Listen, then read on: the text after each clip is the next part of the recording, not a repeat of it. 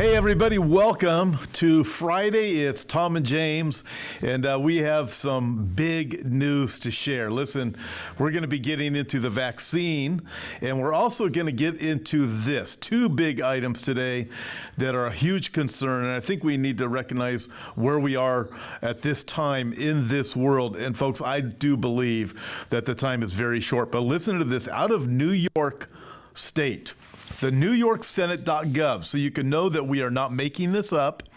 And again, we're going to get into the vaccine because James has some incredible understanding and knowledge that you guys need to hear.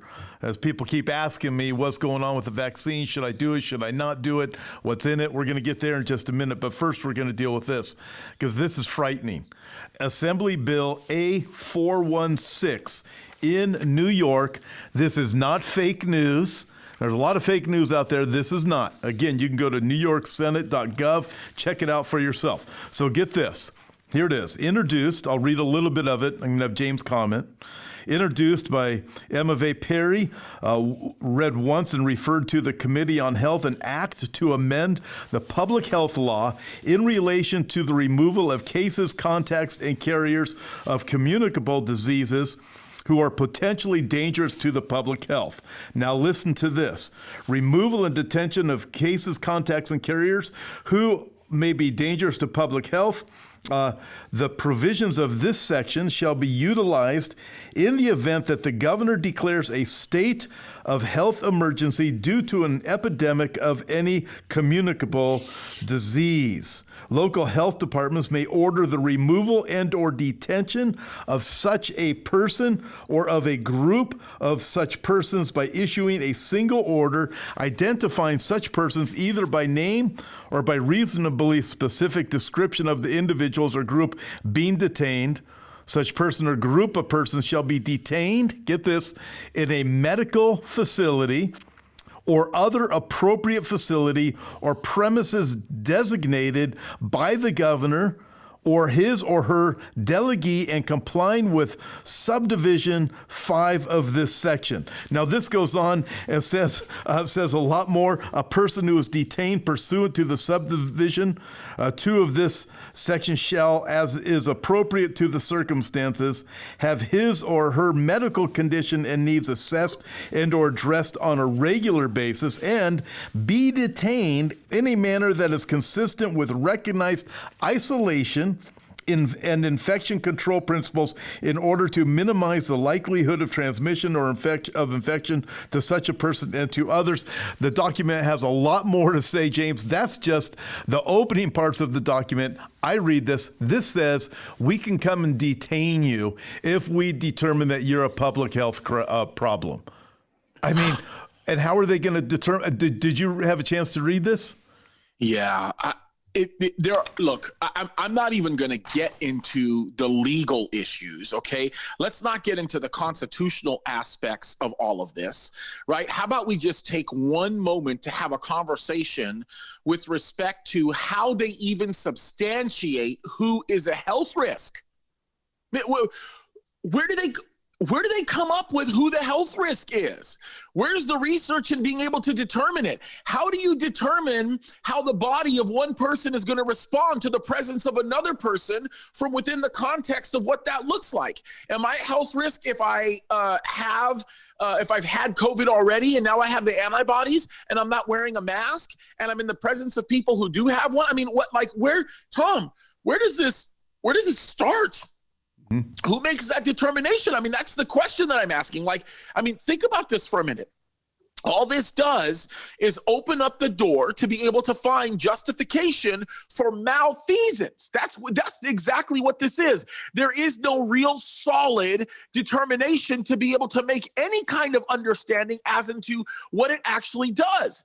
I mean, the whole idea is they are wanting to put into law one other thing that's actually more subjective than anything else that they've probably ever written a law into history, which then allows them to make a decision based on the subjectivity of who it is that's actually choosing to make the proclamation that's making it. Think about it like this. All I have to do is get someone who claims to be a medical doctor. They could be a hack like Anthony Fauci and say, hey, this is a health, you being here is a health risk, or this is a health risk, or you shouldn't be here. And then all of a sudden, now they have the authority to be able to remove you. I mean, remove you. We're talking about without warrant. We're talking about literally even make a determination you are unsafe. We look at you and we determine you are now a flight risk. Think about that for a second. There's been no hearing. There's been no due process. There's been no discussion with respect to scientific evidence to make a determination as into whether or not you do present a clear and present danger, which is an ugly phrase we've been hearing lately in Congress.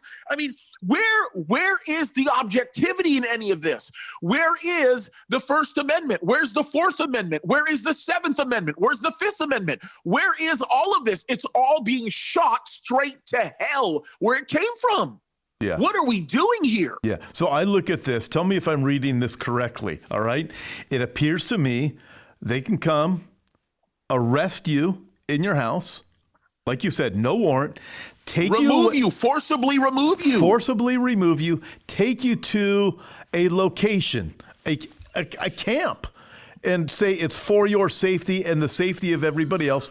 The governor is the one who can deem that you're a health risk. So I look at this. Okay, this is frightening because, listen, history repeats itself. Go back to Nazi Germany. You start looking and going, okay, these people over here are a problem. Let's go and forcibly remove them, put them on a train, and take them to a work camp. It's for their own good. It's for their own safety. It's for everybody's safety. What is happening here? So we heard back in the beginning of the lockdowns, March of 2020 or February 2020, that the health director up in Ventura County in California, he went on and he had a public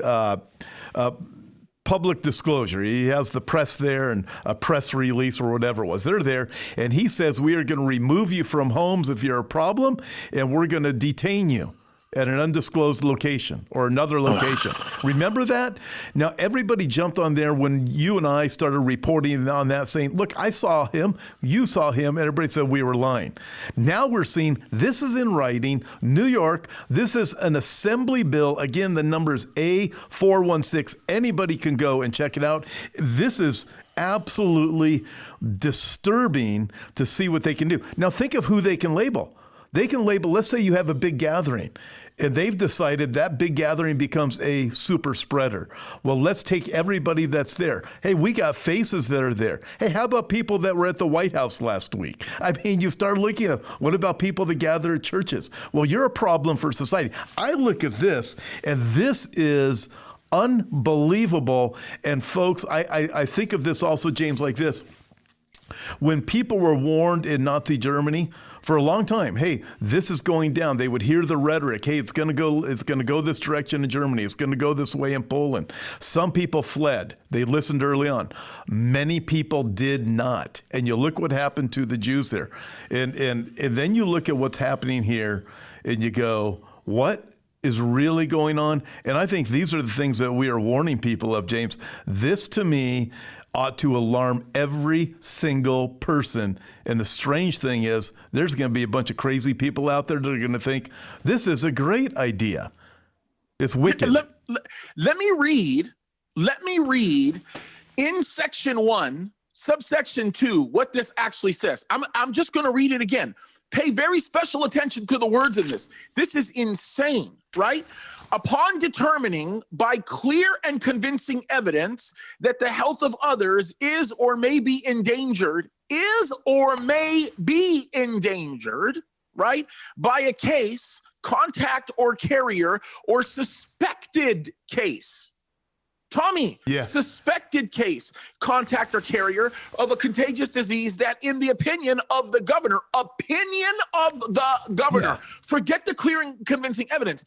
In the opinion of the governor, after consultation with the commissioner, both people who have no ability to be able to discern health issues, they're not epidemiologists, right? And even if they can get an epidemiologist on their side, what are they going to get? A Fauci hack to figure this out?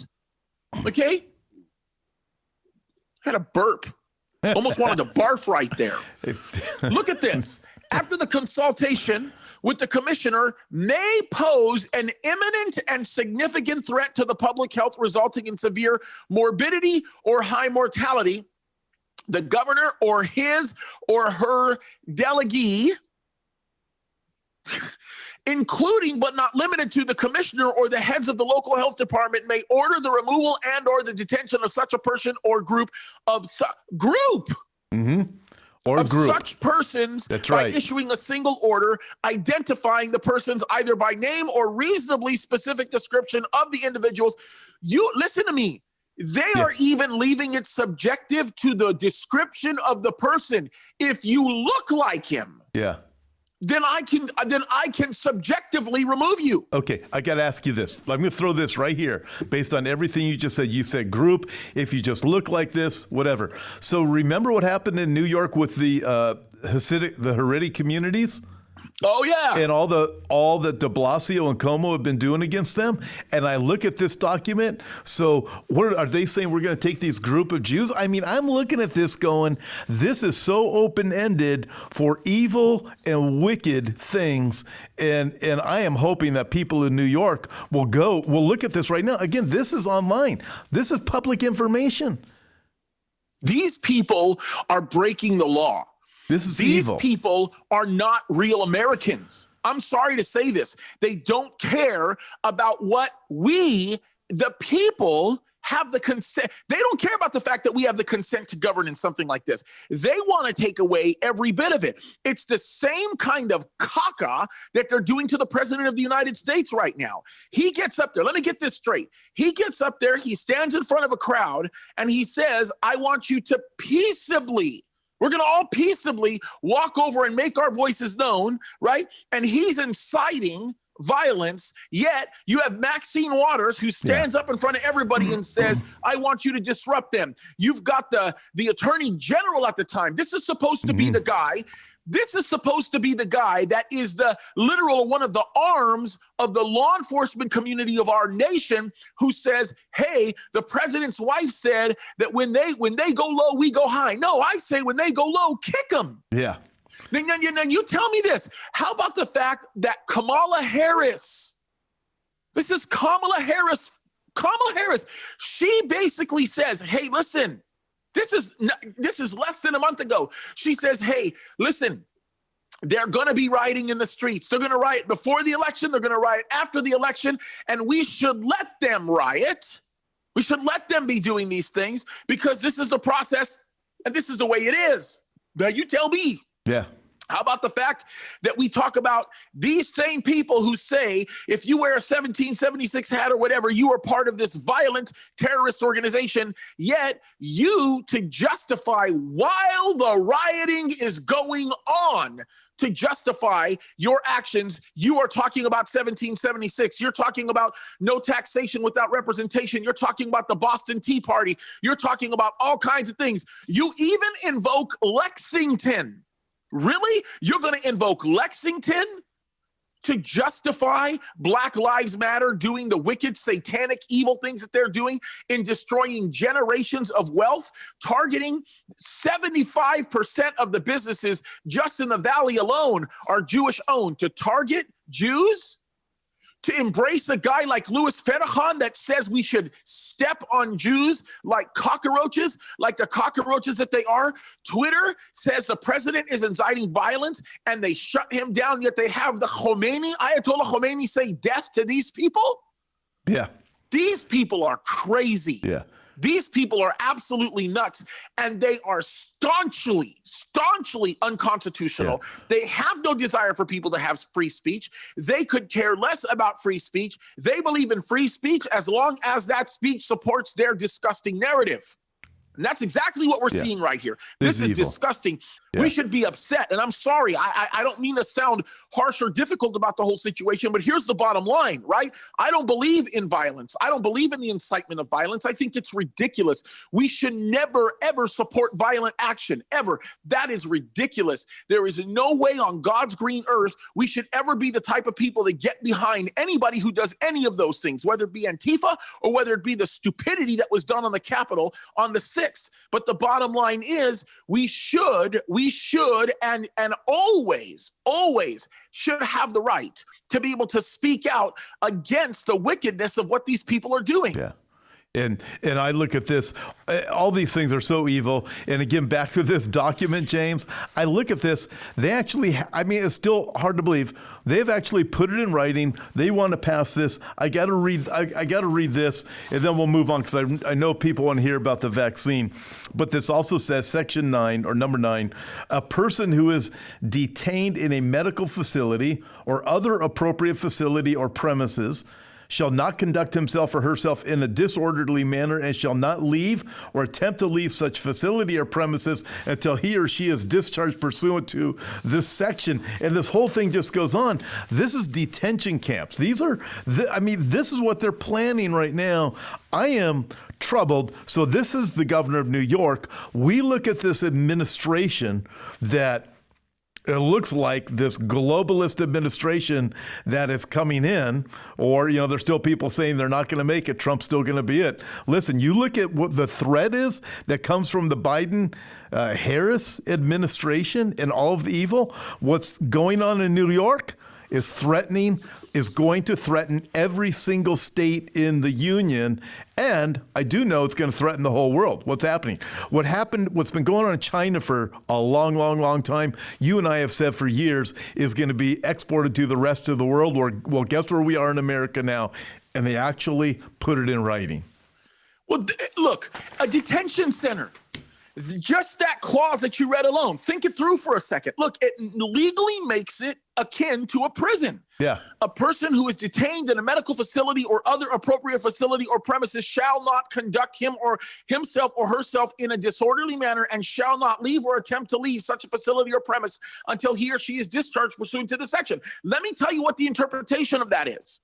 That means if I feel like I'm having a heart attack and I go to the hospital and I want to get treated, and let's say I'm a prominent, very vocal figure in the right movement. Let's just say I'm in the movement that they're looking at that they hate. Let's just say that maybe I support the principles of the president, or I support Jesus Christ, which we all do. I mean, it could be whatever they deem an enemy.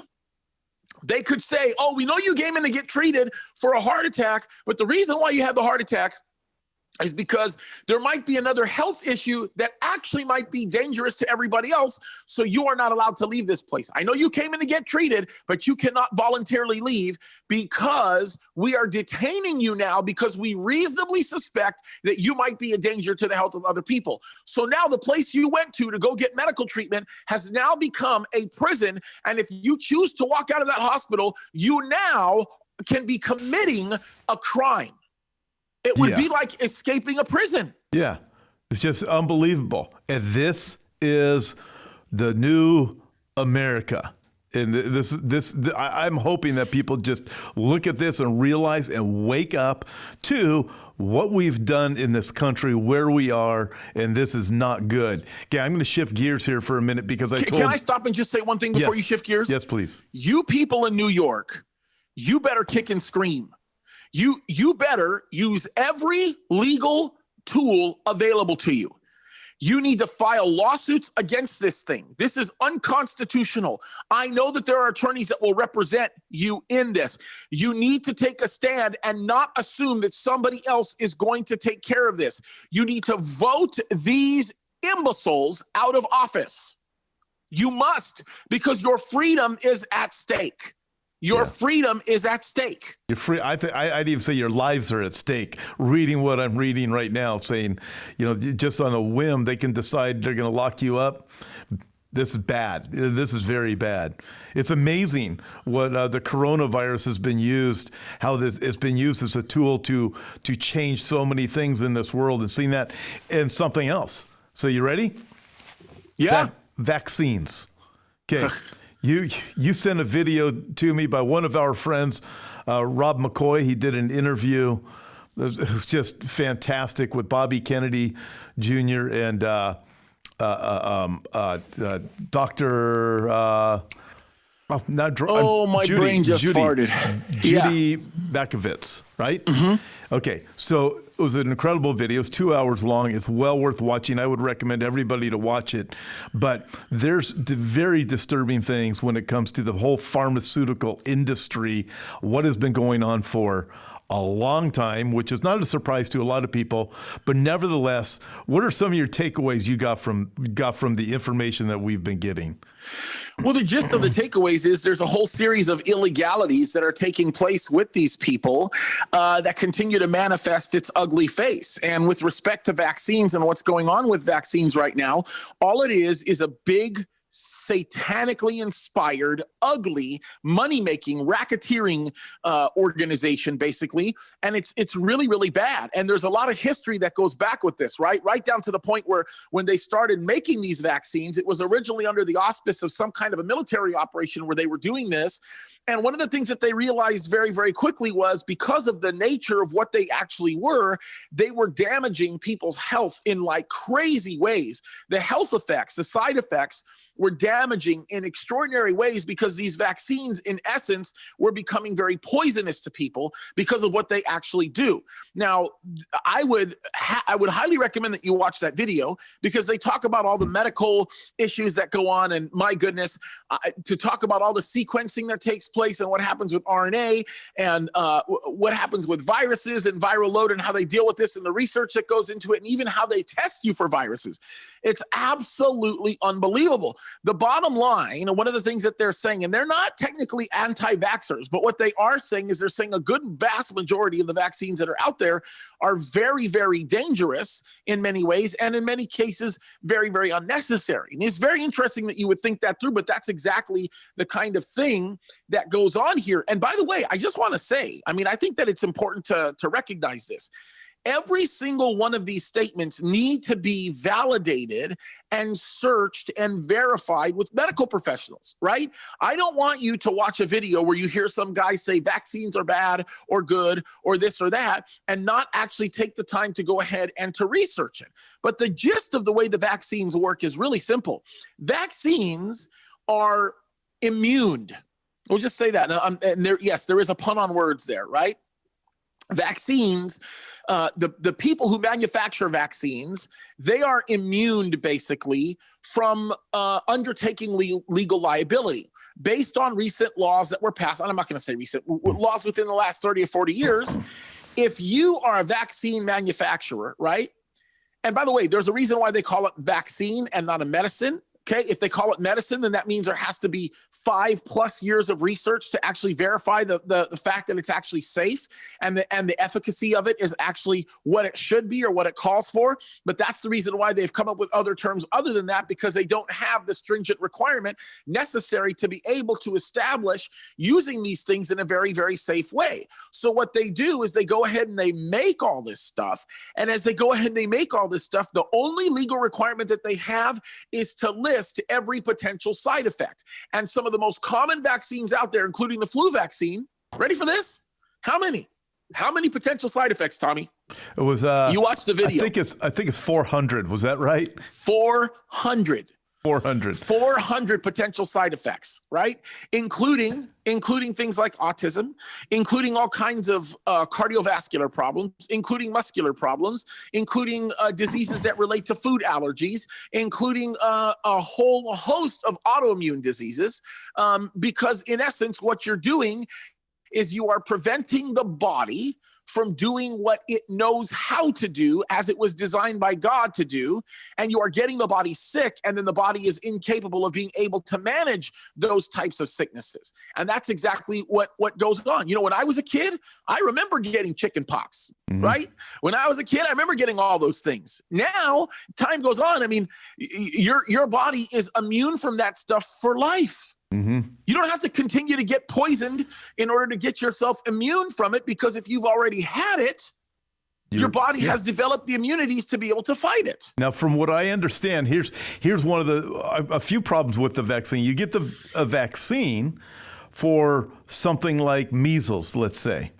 From what I understand, if you get the vaccine, what that does is it actually, because of the way it affects your body, it opens up your body to being susceptible to all kinds of diseases that you weren't susceptible to before. And if you just if you just got the measles and dealt with it. And not only that, also vitamin A, just like we're finding out with vitamin D and coronavirus or COVID-19, vitamin D is really the answer to COVID-19.